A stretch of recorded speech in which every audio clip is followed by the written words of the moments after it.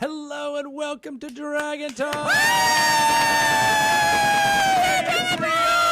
It's real. It's happening. We have the largest studio audience we've ever had. What? Which is equal to all the people that have always been in this room. That's right. Welcome. Thank you. Morgan Peter Brown, you are here. That's me. Yes, Morgan Peter I Brown. am here. You are an actor, Yeah. a producer, Yeah. a tap dancer. If you get me on the right day. Nice. Good yes and. Yes. Yeah, Oh, yeah. Very good. All day. Improv. Improv. Yeah. Artist, I guess. Yeah. That's improvisator. accurate. Improvisator. Yes. And you've been playing D&D for... like 7 years, six years regularly. That's a lot of years. Yeah. But it is also really cool that you're working on a show, Yeah. Dungeon Run, That's right. on Caffeine. That's correct. Yeah. Which is a competing network to Twitch.tv. I know. How long do we want to talk about caffeine? Let's talk about Caffeine the whole time. I thought you meant like you play like on caffeine. Like we're all I'm on hooked. board with that. We're all hooked to IVs of caffeine, just straight. like Greg. Is that true? No. That would be great. It would be It good. would be rough. Shows are I would The be shows so are good. 4 hours. I don't know. There'd be a lot of ups and downs. Right. That's like that is just you. That's you're me doing caffeine Dragon all Talk. day. Dungeon All Run day. live on Caffeine. caffeine at 3 a.m. to 7 a.m. Meanwhile, if I had my own channel, it would be called Vodka. The vodka channel? That would be Yes. dark. Fun 4 for a hours while. of vodka. And nothing but Bachelorette And then talk. real dark towards the end. Yeah, we Rose talked a lot of and rosé. Bachelorette before we went live. I'm so glad we got that out of our I found my systems. person. I know. Shelly and I are best friends. So yeah, you're take on much. this D&D show. Jeff Yes. Kanata is Yes. the dungeon master. He is, yeah. What's that been like? It's been like a month or so, 2 months, 3 No, months? 3 months. We just did episode 14 on Wednesday. Oh. I know, which is bonkers. It's been a gift. It's been an absolute like whirlwind and a gift. I think I rewatched part of our episode 1 the other day, and it was like, wow, this feels like years ago. Does it feel like a lot has changed? Like you? Yeah, amongst the group. I think yes. So unlike a lot of shows, we were not a pre-existing. We didn't know each other. Oh yeah. We were not a pre-existing like home game. We were cast.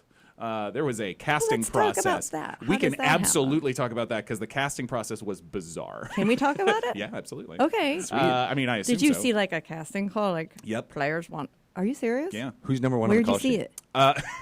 it? Jeff. Well, that makes sense. That's fair. Okay, who's number 2? Then I think it's alphabetical order. So, Oh, okay. nothing special there. Brown, though. That's pretty high up there. Hey, I think it might be me actually. It was so. I was doing another podcast called Fear Initiative, which is still going on. It's a horror D&D podcast. Originally started through Blumhouse. Okay. And one of my players. Other players on that, Megan Duffy, who's an actress, she's amazing, and saw this notice and said, Where did she see the notice? In the trades? No, yeah, it? there are online telephone trades. There's The a thing- telephone pole. You That's pulled right. a little piece That's of paper right. out. There's something on. It's called Actors Access, or there's like LA Casting. There's a bunch of digital casting websites, And this is amazing that there's call Oh, for yeah. people to play D&D. No, I know. And so we saw it, and she sent it to me, and I was like, yeah, you should put in for this. I'm putting in for this. I was like, okay. So the first thing was just an interview, and you were asked to interview and talk about yourself as a player, and then bring a character, or maybe bring multiple characters. And so I brought James Quillis, who is my human warlock, and who I had never played with before. I had actually only come up with him a couple weeks before the interview, and I knew it was casting myself well. We can get into this character creation bit Yes. where it's like, I as an actor, I've been very lucky to work professionally for a while now. I'm very aware of my type. And when I came up with this nerdy, bookish librarian who's also a warlock, I was like, ooh, this is good. Yeah. And so I was like, I'm going to play this character somewhere, and it might be perfect for the show. And so brought it, and sure enough, the interview was fine. The callbacks was where it got weird. Everyone was lovely, Yeah, but it what was was- weird. Before we move on to the callbacks, though, your interview, did you have to like do the voice of the character? Yeah, and, they like- basically Did did they a ask you short questions? Q&A, and I did a voice. Brought out James, and it was like, wine or ale? Wine, I guess. And it was just, what was your first adventure? Oh, you had to answer like as your character? in character, yeah. an in-character interview. Well, that's Yeah. totally different That's than what I weird. was thinking. Yeah. What Right? were you thinking? Well, that it was just like, hey, let's just talk, and what do you think about D&D and blah blah blah. Yeah, like, that's like what I this, thought. like this interview. There was a bit of that. Okay. There was like 5 minutes of that and 5 minutes of in character. Neat. Oh. And then I brought another one, which was like a turtle cleric that I had just sort of. Ooh, come what's up his with. voice? He was more. He's a turtle, so he was like down here like this, you know. That would be Like a working class turtle. What was? Gosh, I haven't. No. Are you taking notes, Pelham? I know. He was a war cleric. Dang, I forgot his. Oh, Narok, N-R-O-K. Yeah, but I've yet to play with him. Like New Rock City, but New Rock City. Detroit and Rock City. your turtle from Detroit. That's right. Oh boy, hero and a half shell. Let me put that in. Yeah. I'm hanging on to that idea. That idea's mine. All right, Dungeon Run 2. We got a character ready. That's really interesting. So then, what happened with the callbacks? The then? callback was they brought in groups of, I think it was 6 groups of 5, and Jeff DM'd all of them, and they 30-minute, God. the same 30-minute scenario. And I haven't seen the tapes of this. We have asked to see them Yes. because apparently they were all radically different. Really? So were they like- just randomly assigned these groups together. Correct. Okay. Yeah, and brought in 5 people at a time. I mean, I assume they probably went, this will be a decent match. You know, they decided on 30, and they were like, these will be different. So they tried not to, like, put 5 barbarians together. This or is something. amazing, though, that, like, I mean, you're just the people that got called back, and there was Right. 30. Right. Like, how many people actually auditioned to be part of it? It went on for days, I was told. And the casting director was a pretty well-known and successful commercial casting director. It was very odd because I've played D&D for a while and I've been a professional actor for a while, but it was a combination of 2 things that I was like, this is like the opposite of chocolate and peanut butter. These are 2 things I love that maybe aren't great together. It's very weird. Right. How to put the process of like all the Yeah. stress and because just- my wife's an actress and Yeah. I've been in the business for a while, and it also feels very nerve-wracking Yes. and not good feeling all the time when Right. you're going through those type of things. And usually D&D is associated with like, oh yeah, this is my fun time. Right. So having those combined, yeah, I could see that being more like It was salt and poop We rather than chocolate and peanut Like, butter. Maybe Sure, you. sure. But he said maybe. we'll they go might with that metaphor. together. I know. Fairly certain. It's all I mean, right. have you ever had salt? Almond roca Close. with a little salt on Are it. we breaking news about almond roca? I used to tell my kid that was poop, so he wouldn't eat it. Great. So it was all Smart. for you. Yep. That was good. Yeah. Good call. But so, yeah, those sessions apparently were fascinating. But I know mine, it was like 5 people barely holding it together. Like there Because was you were- massive panic. Oh, okay. Because stress, and we Yeah. didn't know each other, and it was this, and so someone was like, all right, I roll an attack, and I watched them roll a D8, and I'm like, I'm not going to say anything. Because like, we're no, no. all panicking. Okay. And it was, and shocking grasp, like something like that.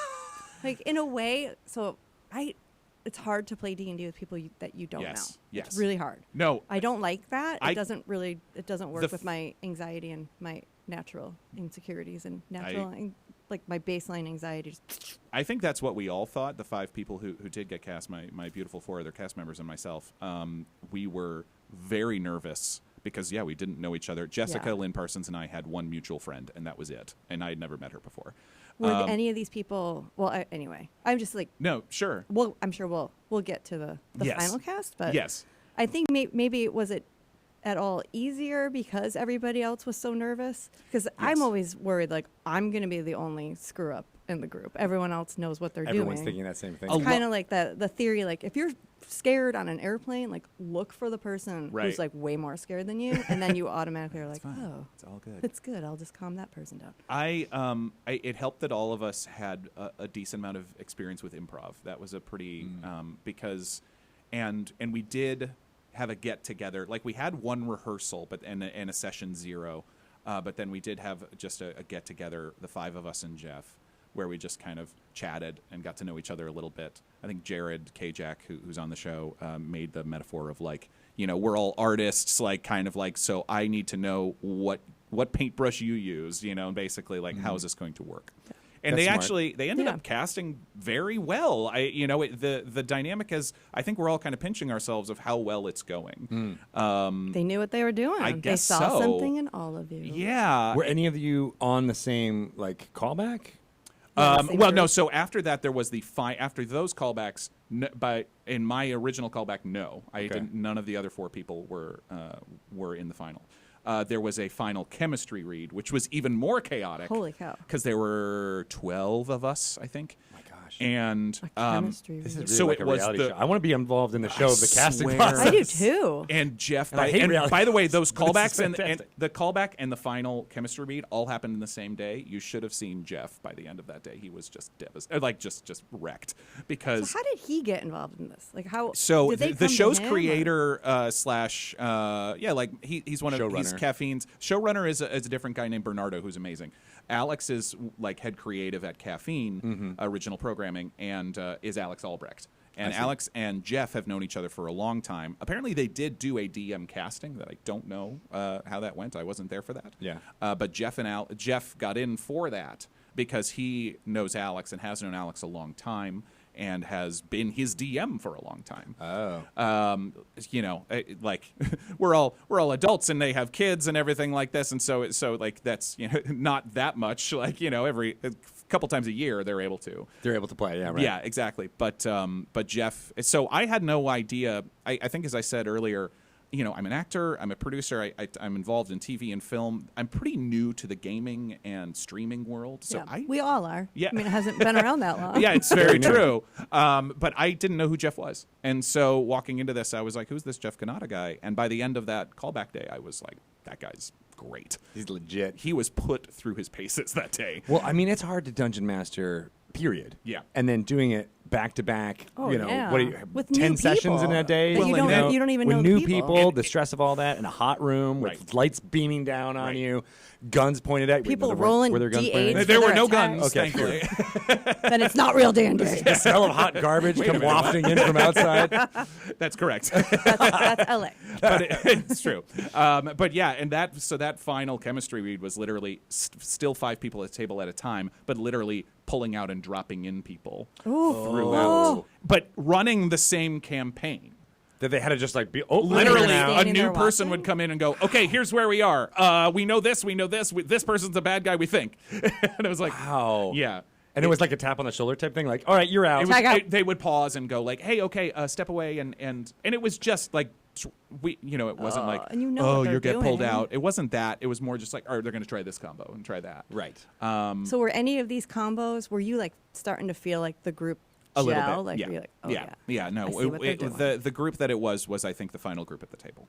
It was the 5 of us. And yeah. they were using the amazing characters that they process. had done in that first interview, or did they switch and change? Yes, they were. The 2 of us, so Jessica Lynn Parsons and I were both Warlocks, and we were probably sure that wasn't going to work, but Yeah. we both got cast, so she adjusted, just created a different character. And Jared, I think, was slightly different as well. Interesting. He was still a rogue, but it was a slightly different kind of rogue. Got Did it. they work with you on like, here's what the type of characters? So we yeah, think- they basically so our world is homebrew. I had created my guy for Forgotten Realms, and he was he grew up.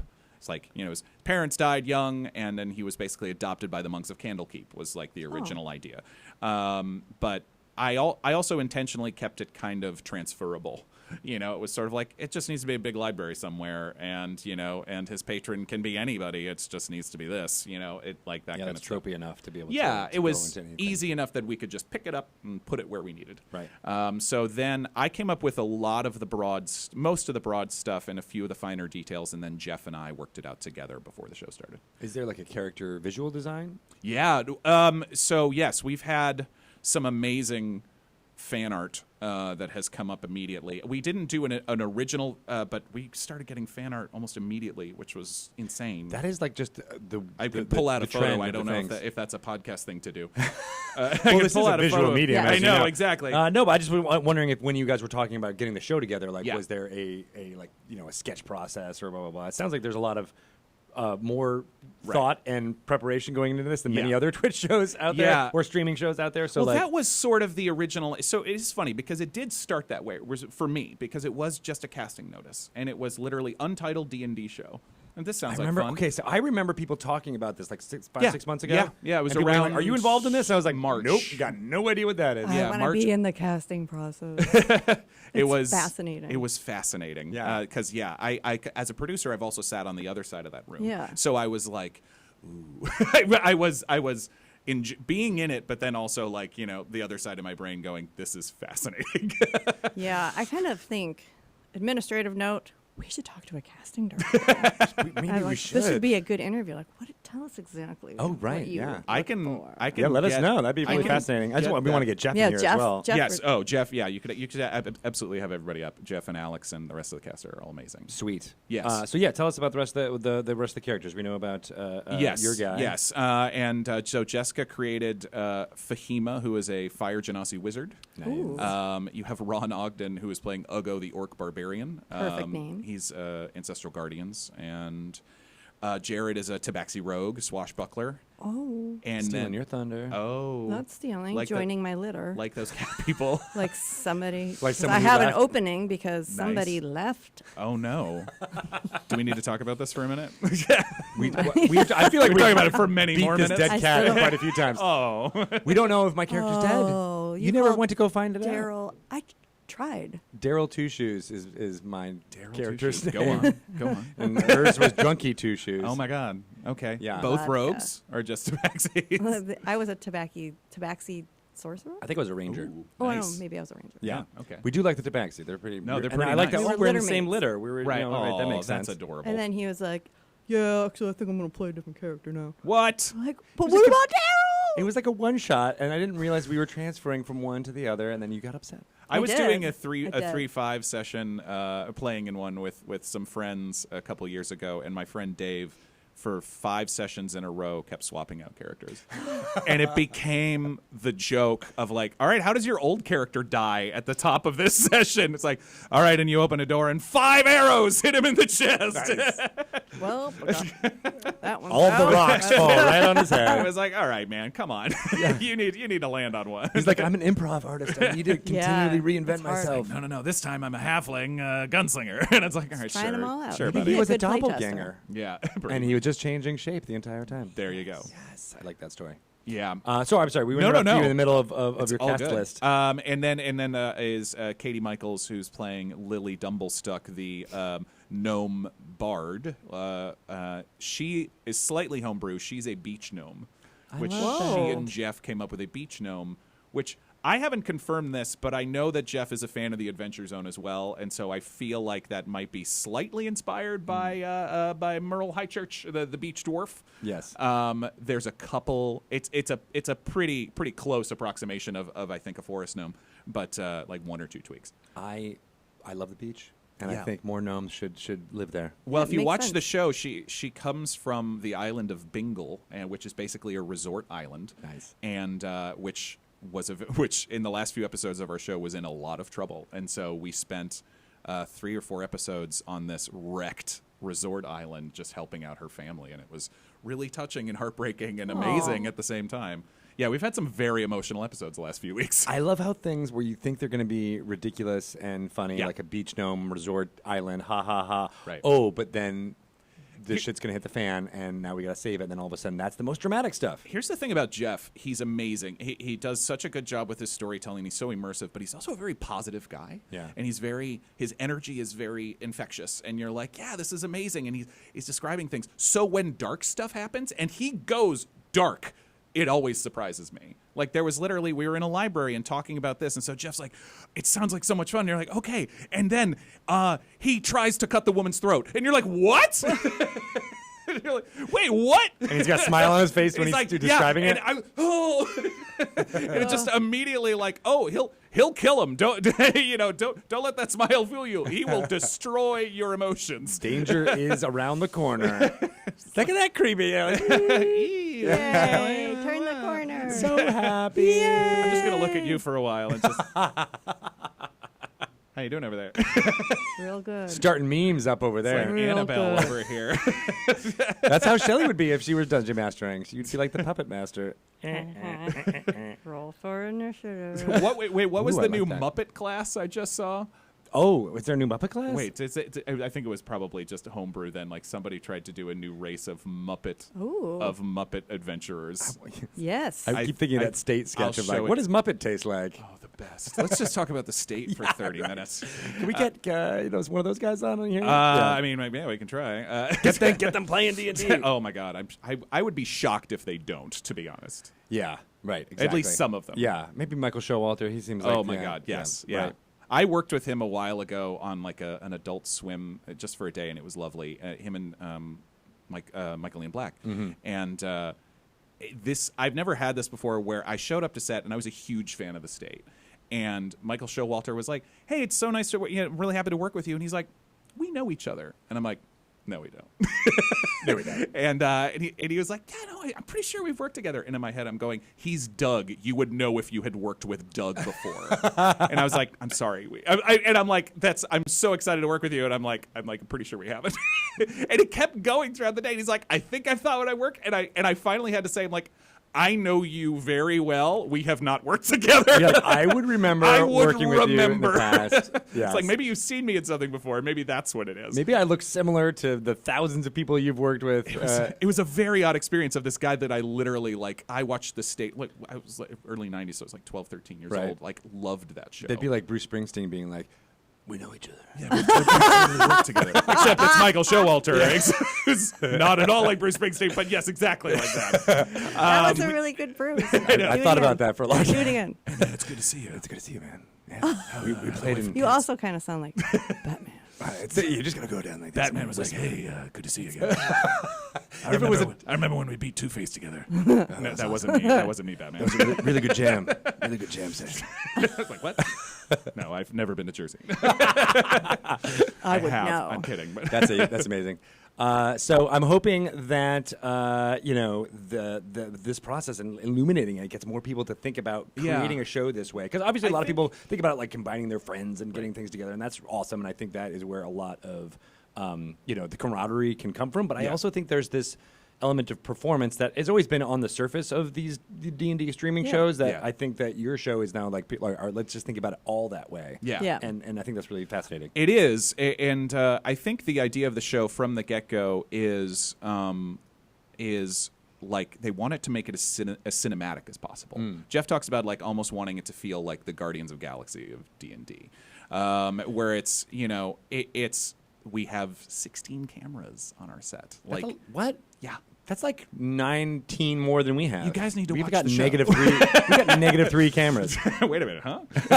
How are we showing? No, it's amazing. It's amazing, like. And so no, it blows my mind constantly. And the sets that they've brought out. At the end of the first episode, they brought out this thing which is called the Lodestar, which were like these castles in the sky that were like sanctuaries for magical creatures, and one had fallen to the earth. And Jeff was describing this thing. They keep all this stuff from us, the cast. And they're like, and he's describing this fallen, crashed castle, like buried in the ground, kind of. And he's describing it. And he's like, well, it looks sort of like this. And then the set crew brings out this thing that was this high and this big. Oh my God! And it's massive, and squared out, by the way. And I was like, what? And so I'm in this experience of constantly having my mind blown. They keep things from us very well, and we've had a massive ship. We've had an upright Lodestar that had a very large, like almost Titan-esque character imprisoned in the middle of it. Nice.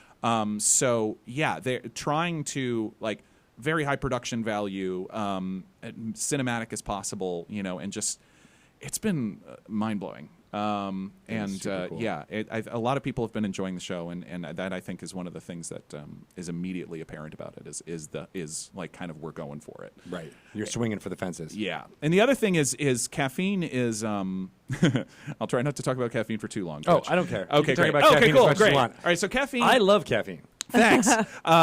So caffeine, their video is very fast, and their chat function is kind of revolutionary, and it makes chatting much easier. And so they are really pushing the interactivity of it.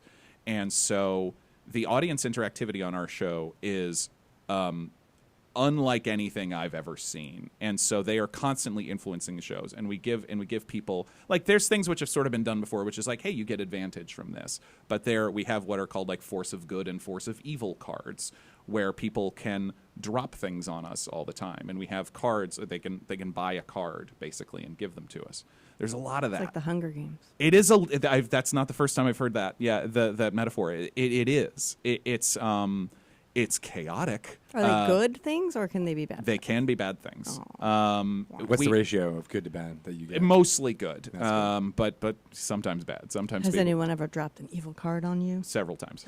Yeah. What? What's happened? Oh, there was one. It hasn't gotten played yet because it got played out of combat. But it's in my deck, like, for next battle that happens. Next battle that happens, every DM controlled character, NPC, monster, enemy gets to dash every round without using their action. Oh man, so that just makes the battles like so chaotic, brutal. Yeah, extremely fast. Yeah, and so there's a lot of that. So they're not all that powerful. Sometimes are just like you trip and fall and take d6 damage, something like that. Sometimes they're that simple. Now that's just fun. Yes, exactly.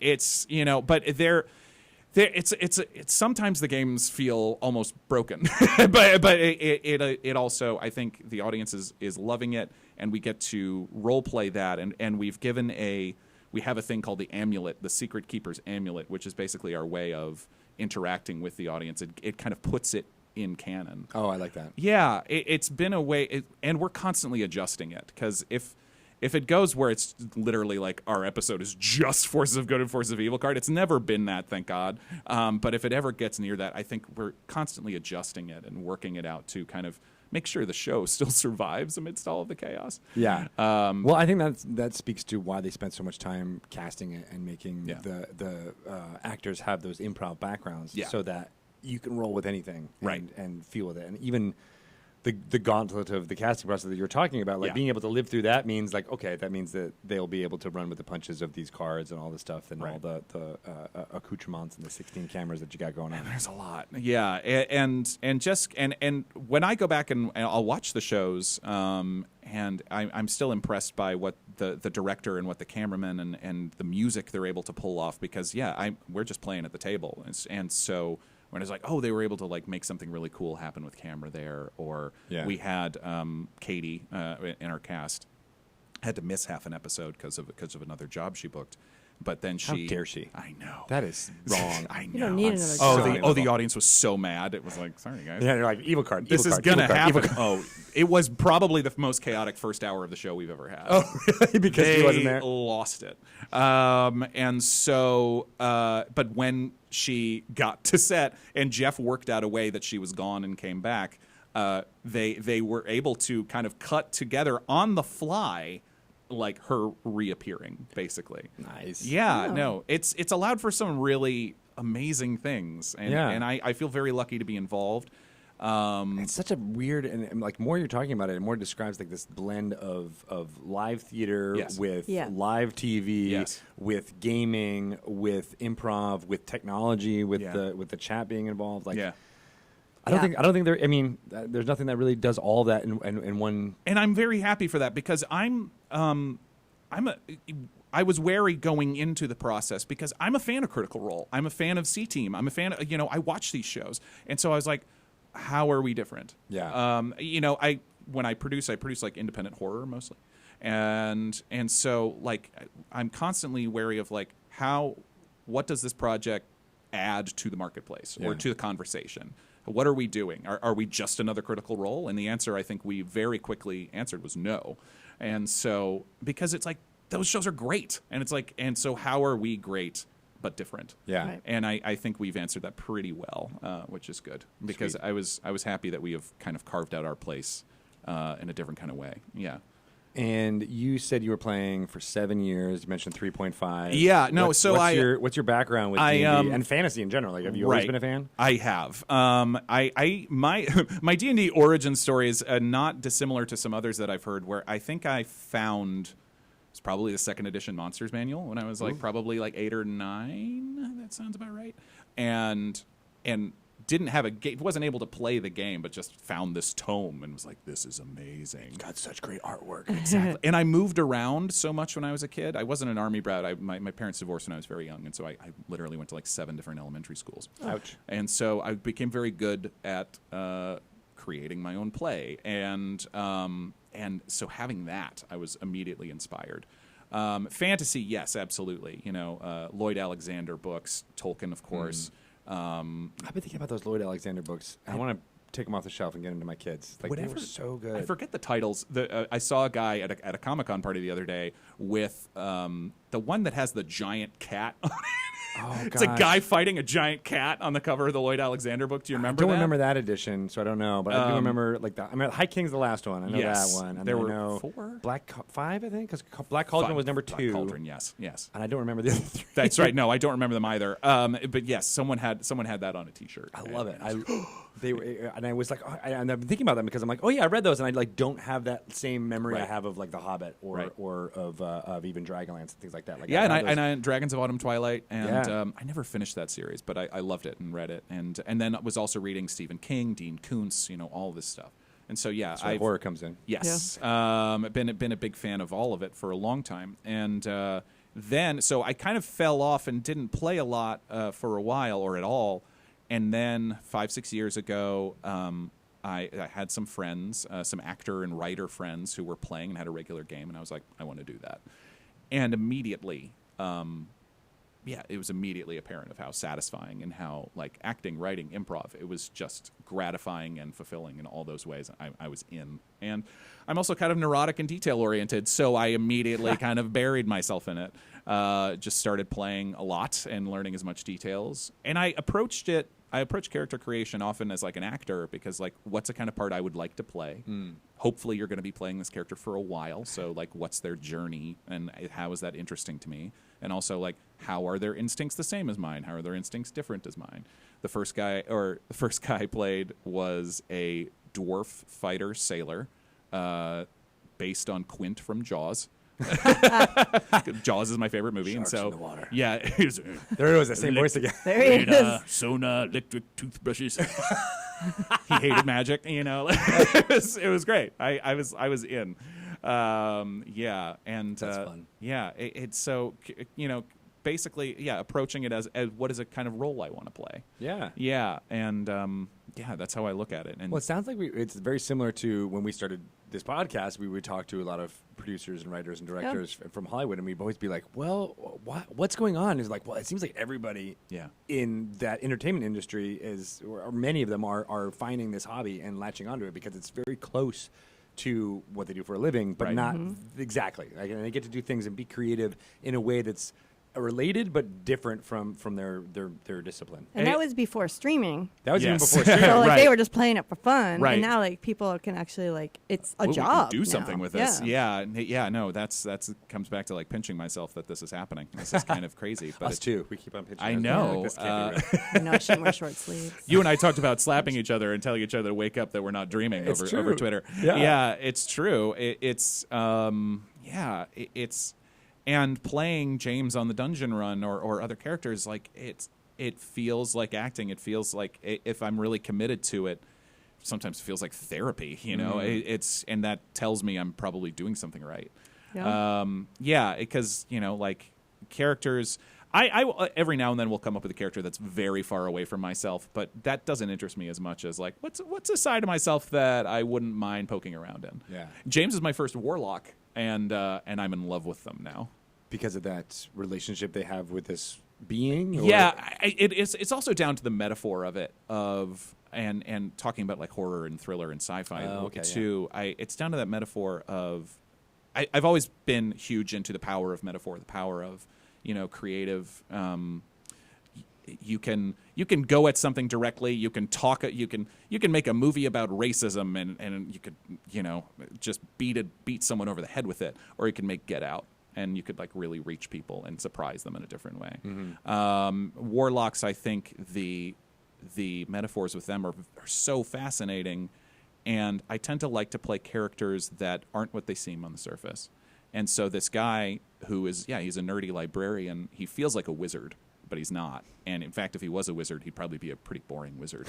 He's just be another old white, or he's not that old, but he's like 30-year-old like white guy wizard, like bookish. All right, well, I'm going to cast this, and no, the fact is that he wasn't allowed to become a wizard, and so he felt kind of isolated and marginalized and bullied, and he turned to a faster way to get some power, and that's. Is this the guy who was raised by the monks? Yep. Oh. Yep. And yeah. Like, would you like a couch to lie on so you can talk all about why? I know. Yeah. It's a very fun, sometimes heartbreaking character to play, but I'm loving it. And it's kind of just playing around with that metaphor of someone who turns to dark things, even if they have the best intentions. Yeah. Everyone's like, "Oh, James is evil." It's like, no, he's not. He's a good guy with good intentions who's just made some bad decisions to play around with power, and then you can probably shouldn't. Then you can play with the idea of like, do the ends justify the means? Right. Like, what the dungeon run party is doing is inherently good, even though he's using some evil things to do it. What does that mean? Right. Yeah, exactly. That's fascinating. And then you can deal with stuff like addiction metaphors. You can deal with that where it's just like, but if this is good, this is working for us. Are you kidding me? So good. Like, you're asking me to not do this? That's crazy. Yeah. Exactly. And so, I love that kind of back and forth. The idea of the patron relationship is really kind of fascinating. Why would someone sign up for this? Why indeed? Why indeed? It's and also just for the technical side of them, the 2 spell slot thing is crazy, but also there's parts of them that feel kind of OP and broken. Like Eldritch Blast. The number. Well, that was James has Warlock Shame, as I've said, and so. I didn't take Eldritch Blast until 4th level, and I caught it from like some gamers like, what kind of warlock doesn't have Eldritch Blast? And I'm like, kind of doesn't want you to know he's a warlock. That's right. It's like, so I was just using Toll the Dead all over the place. Purpley necrotic energy doesn't necessarily mean like good guy. And sure enough, the minute I started using Eldritch Blast, the other characters in my party were like, what was that? Oh, they didn't know? Who are you? Not out of game they did. But in character they did not. No. They didn't know he was a warlock? Nope. How did they spoiler. So Spoiler. Yeah, we worked it out. Jeff and I worked it out in the world of this, in Ein, the world we play in, that warlocks are sort of rare. They're not necessarily always considered evil, but it's sort of aware. People are aware of the fact that they operate in a gray area. And so, therefore, they maybe make people a little nervous, Again, metaphors that can apply to a lot of things. And so... It's like Jack Bauer. Yeah. Right? Like, you're going to do some evil things. That's right. But it's all for the greater good. It's all for the generally? Good. But it also means I'm just going to sit in the car and cry at the end of the season. Yeah. Right? Right? Addicted to heroin. Yes. Oh boy, that's right. I forgot about that part. Right. It's possible somebody could have become a warlock against... Their will. Oh, that's absolutely true as well. Yeah, I'm raised a warlock. It's where my dad told me about patron. Well, my mom was warlock, but my dad, It's like being bit by a vampire. Right. Yeah. You just I didn't want to become a vampire. That's an interesting idea to play. But you with, are. For sure. Unfortunately. No. Yeah. Wait, what? I mean, I don't care about sunshine, and You're dealing I miss with garlic, but but I can deal with that. Yeah. I can deal with that. Yeah, right, pizza will never be the same. No. That's a Spaghetti bummer. sauce. So you were in San Diego last weekend? I was, yeah. How was that? Speaking of sun. A lot. The weather was stunning, but it was a lot. It was my first Comic-Con, insanely enough. Ever? Wow. Yeah, I've been in LA for a long time now, but I get that sort of thing where it's like, it's not just FOMO, where it's kind of professional FOMO. LA would be like, stay here. If you leave, you will miss something. There's because that happens. Auditions pop up all the time, and the audition that will change your life, you don't know about until 24 hours beforehand. Oh, sure, but all the time. You could say that about anything. It's absolutely true, but it took a long time for me to kind of go like, hey, you can make space for yourself. You can go to a convention that's basically where most of LA is anyway. Correct. It's true. And there was that, and there was also the artist lifestyle of like, I didn't have a lot of money, and but yeah, and so and you're like, everybody's down there, lives up here anyway. I'll see him in a little bit anyway. Yeah. I'll also watch all the panels Right. videos later. I'm also like not a huge lover of massive lines. So Yeah. all Yeah. those things together like stopped me from going for a long time. So I went, and I will say I possibly made the mistake of not walking the floor the first time until Saturday at noon. Oh, that was a bad idea. Bad decision. It was. Oh, yeah. It was beautiful. It was absolutely insane. Did you actually get to anything that you wanted to see? You would sort of have to like peel Yeah, I off, don't like you that. know, and hope that. But then I walked it again around like 5 or 6 that evening, and it was great. I was like, okay, this is much more You my can actually speed. see the artists and the Yeah, directors and stuff like that. hang out at something, like stand here and admire something for a few minutes, you know. But so it's chaos, and I still have never been to something like to Gen Con, and I'm so bummed I'm going to miss it next weekend. But I can't wait to go to something like that. I've been to horror conventions. I've been to WonderCon, so I've been to smaller versions of Comic-Con and different versions of cons and stuff like that. But this is my first going to the granddaddy. Did you see anything D&D related while you were there? I did. So I went to a great storytelling in RPGs for mental health that some Geek and Sundry folks. Satine Phoenix was on there. Nice. Sam DeLev was on there. David Neff. Gosh, I'm blanking. So it had some amazing people. That was awesome. And then I went to Joe Manganiello's Death Saves Party, which was nice. fantastic. I got to talk to Joe about Warlocks for 5 minutes. He likes a warlock. That was surreal. Yeah. When you're talking about the mixture of horror Right. and gaming and D&D, like Yeah. that's right It's where like, death I got a 9th saves. level Hexblade right now, and I'm like, cool, man. like this is crazy. Yeah. Yeah. And he will dork out about his character and yours. We did. Yes. Yeah, it's absolutely true. And Kyle Newman and I know each other a little bit from a few years ago, so we got to chat for a bit too. He's a good guy. Yeah, and Stefan Picorni and I crossed paths and but yeah, that was it. Nice. Yeah, so it was crazy, but wonderful. I love that there was, all this whole contingent of the LA D&D people were like, all right, let's just go and set up shop here Right. at Bait. This shoe store, yeah. right. And I missed the sandal of Gygax. I was saying that it was apparently there, and I missed it. What? The Sandal of Gygax? Oh, have you not heard about this? I have No. not. No, tell us okay. all about I it. think it's LA D&D Art Show or something on Instagram. They have an actual, which came from Luke, I guess. There is a sandal that belonged to Gary Gygax in a box. Not and a it's pair, on not a it's pair on of a sandals. mannequin. No, it's Single just box? one. It's just one, and it's on a mannequin foot. It's very weird. No way. Yeah, it's kind of like a monkey's paw or something. Right. If you give it It's to like someone. a figurine of Wondrous Power. I will show you guys. It's on. Yeah, you can find it on Instagram. Does it smell bad? I in a mean, box. thankfully it's behind glass, so Okay. we don't know. But maybe that's Does it maybe like that's his travel? power. Like somebody travels with the shoe and takes it Apparently, places? yes. I bet Pelham knows about it. What are its Yeah, stats? yeah, See the he's nodding. sandal power? How does it animate? Is it a mimic? If you touch it, will you? It be grants destroyed? wishes in terrible ways. Oh yes, like a real monkey's paw. Yeah, it's like a Okay. real monkey's paw. All right. I don't know. I think you should just incorporate this into all of your How have D&D we campaigns going not forward. known about this? It's a wondrous item. I mean, he did live in LA for a while. Is it from that? I era? don't know. Seriously, I'm not. That's about what I've told you is Why my, is the there only extent of my one? knowledge. I know. But why is there one? There's a good adventure hook. Gotta Find find the the other other Maybe one. there was another one, and maybe the other one's out there, and maybe when you combine them, something massive Oh happens. my God, we're gonna start like a manhunt or a sandal hunt. Sandal Yes. hunt.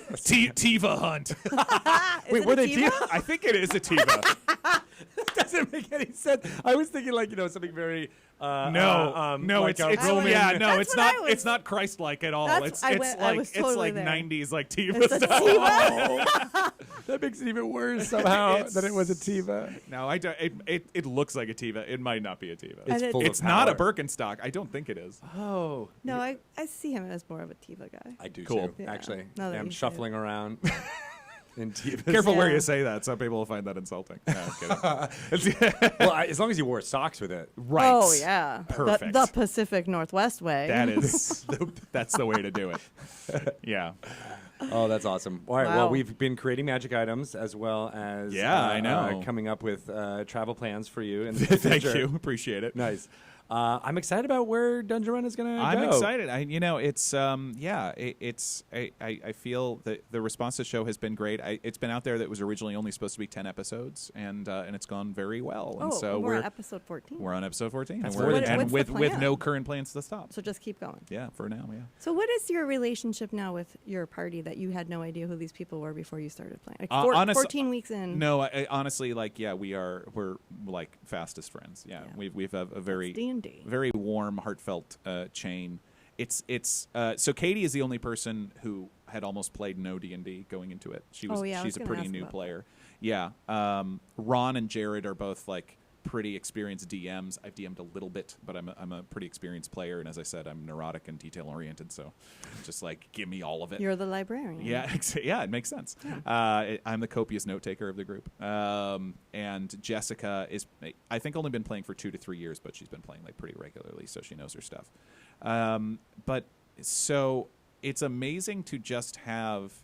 I have someone I can geek out about spells.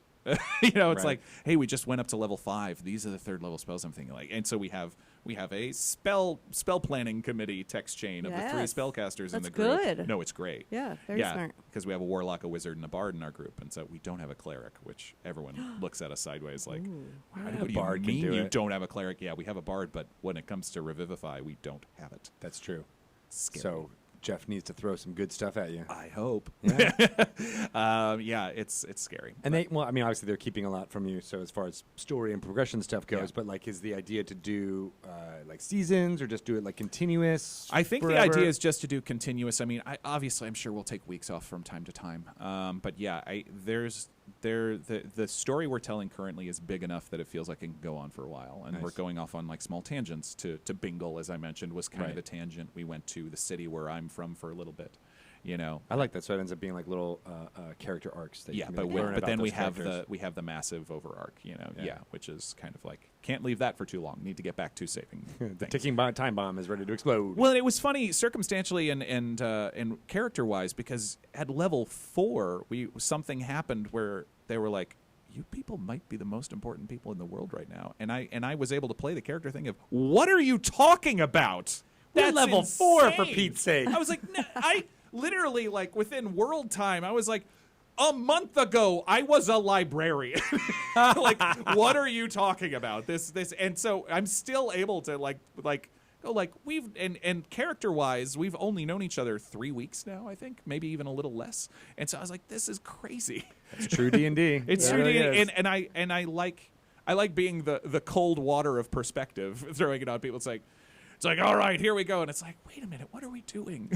Who are you people? We're not the heroes you think we are. Yeah, exactly. And I kind of, that's Morgan. That's, and I enjoy kind of like bringing that into myself of just kind of like, wait a minute. Like, hold on. Hang on. What do you mean I'm one of the most important people in the world? You can't just say that and expect me to go, yep, that's me. Here I go. And it's like, no.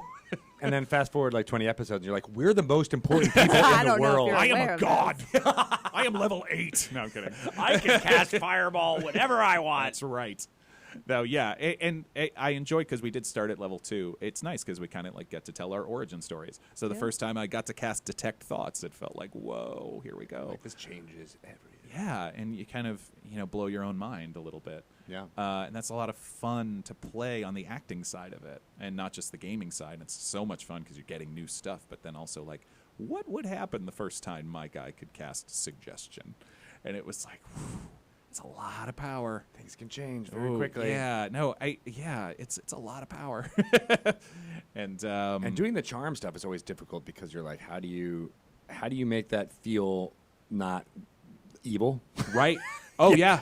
Right. Well, and I've totally considered using it on my party members, and I'm like, no, I'm not going to do that. That's weird. No going back from that. Yeah. Yeah. It's interesting to play with, for sure, especially from your character. It's like, well, I've got these, evil tendencies going on. Yeah, and it's the pull to the dark side a little bit, whatever. But it's kind of, it is more what you said earlier, which is like, if we're doing good things with it, like, how bad is it really?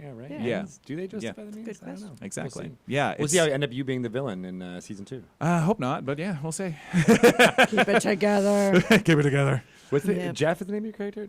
James. James Quillis. James Quillis. It's a great name it was for a funny. librarian. Thank you. For a barbarian. Oh, for a librarian. Yes. I thought you said barbarian. I was like, interesting. Like Conan the Barbarian? Yeah. The librarian? I almost. Jeff joke? Yes, that's right. Dewey Decimal System.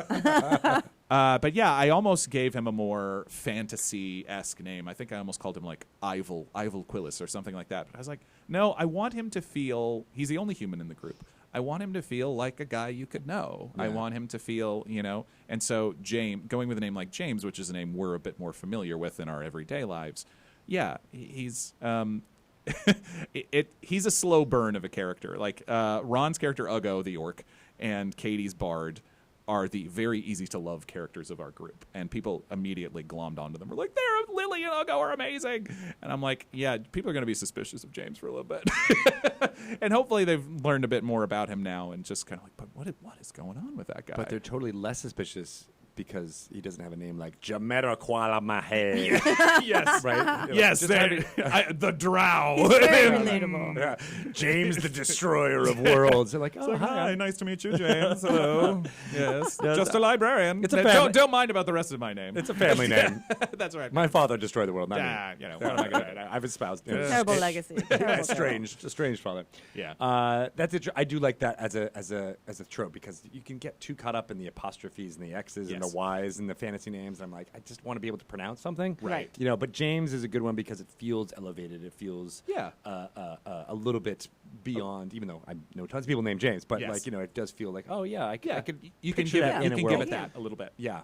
Yeah. It was a conscious thought on my part to not make him too unapproachable. I like it. Yeah. I like it. Thank Yep. you. I hope That's people good. will approach it and watch more. Thanks. Of the show. Yeah. Which is on what time? When can people 6 watch it? o'clock on Wednesdays on Caffeine, caffeine.tv/The Dungeon Run, and then we put them up on YouTube every Friday morning. So this week's episode just went up a couple hours ago. Oh, sweet. Yes. Episode 14 just went up. Episode 14. It was a big one.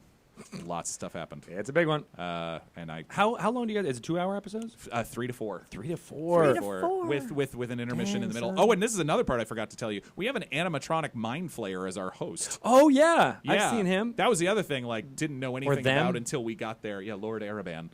Yeah, we have an animate. Like, talk about making it cinematic and higher production values. Yeah, our show is introduced, and our intermission is moderated by an animatronic mind flayer puppet. Which happens all the Oh. time, right? I You're want down one. with I He's want one. incredible. You should come down. that? We will. Yeah. Like a mind flayer, or like a Stranger Things mind flayer. No, he's a mind flayer. Okay. Yeah, he's an illithid. Illithid. An illithid. Mm. Yes. He's an illicit. illicit illithid. I like it. Illicit illithid business. Yeah. Very interesting. Yeah. People should check it out. Where can people find out about you and what you're doing? I'm on Twitter at Morgan Pete Brown. My name is one character too long for Twitter character length, so hence Morgan Pete Brown. I'm on Instagram, Morgan Peter Brown. You can find me on IMDb. I've done a bunch of TV and other stuff. Fear Initiative, the horror D&D podcast I talked about, it's only an audio podcast, is back, and we're doing some really cool creepy stuff on that as well. That goes up on Nice. Tuesdays.